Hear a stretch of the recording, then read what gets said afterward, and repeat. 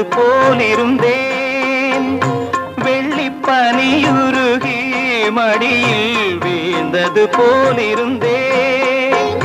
பள்ளித்தலம் வரையில் செல்லம்மா பாடம் பயின்று வந்தேன். காதல் நெருப்பினிலே எனது கண்களை விட்டு விட்டு